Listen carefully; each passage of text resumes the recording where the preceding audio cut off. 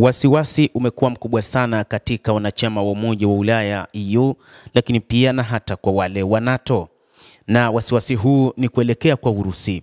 Hata hivyo sasa miongoni mwa mambo ambayo yanazungumzwa ni juu ya Urusi kutaka kushambulia mataifa ya NATO ama Umoja wa Ulaya, ambapo sasa waziri wa ulinzi nchini Ujerumani anasema huenda mwaka ujao Urusi ikaanzisha vita na NATO.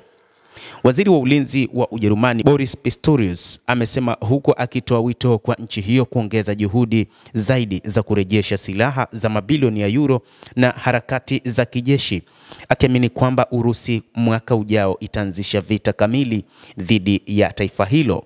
Maafisa wa nchi za magharibi akiwemo Pistorius wametumia madai hayo kuhalalisha ongezeko kubwa la matumizi ya kijeshi, ikiwa ni pamoja na mpango wa Umoja wa Ulaya wa euro bilioni 800 sawa na dola bilioni 928 wa Rearm Europe na ahadi ya wanachama wa NATO kuongeza matumizi ya ulinzi hadi 5% ya pato la taifa. Moscow imekataa shutuma hizo kama upuuzi, ikisema nchi za magharibi zinaitumia Urusi kuchochea mivutano na kupanua bajeti zao za kijeshi na kuvuruga matatizo ya mataifa yao. Katika mahojiano na gazeti la Frankfurter Zeitung lililotolewa mnamo Ijumaa, waziri wa ulinzi Boris Pistorius amesema wataalamu wa kijeshi na idara za kijasusi wameweza kukadiria na kuthibitisha ni lini Urusi itakuwa imejijenga upya vikosi vyake vya kutosha kushambulia mwanachama wa NATO huko mashariki. Daima tumekuwa tukisema hii inaweza kuwa ni mwaka unaokuja na kuendelea, lakini pia inaweza ikawa 2028 au 2029, anasema Boris Pistorius. Sasa hata wengine wanasema inaweza kuwa mapema kama 2028, na wengine hata wanaamini kuwa tayari tumekuwa na msimu wetu wa mwisho wa amani katika nchi za Ulaya.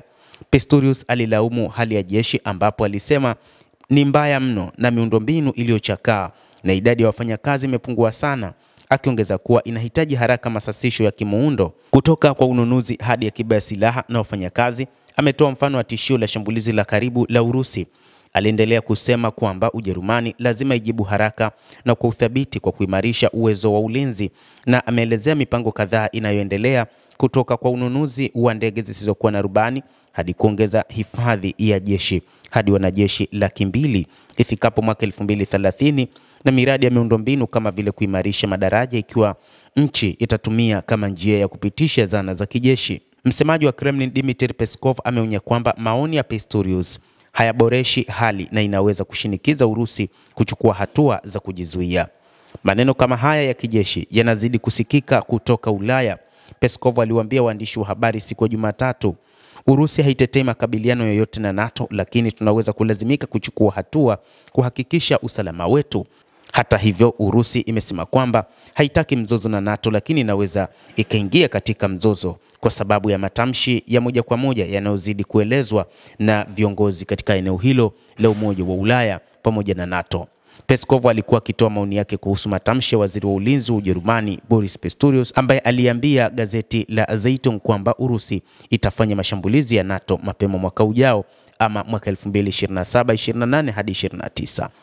Alitumia madai hayo kuishinikiza Ujerumani ili iweze kuharakisha harakati zake za kijeshi na kurekebisha vikosi vya jeshi, akisema maneno haya ya kijeshi yanazidi kusikika kutoka miji mikuu ya Ulaya, huku Peskov akiwaambia waandishi wa habari na kusisitiza kwamba hali katika Ulaya haiko shwari na kwamba mataifa yote lazima yajipange kwa ajili ya mapambano dhidi ya Urusi katika eneo hilo la Ulaya. Endelea kutufuatilia mtazamaji, lakini usisahau kulike, usisahau kucomment na kusubscribe channel yetu hii.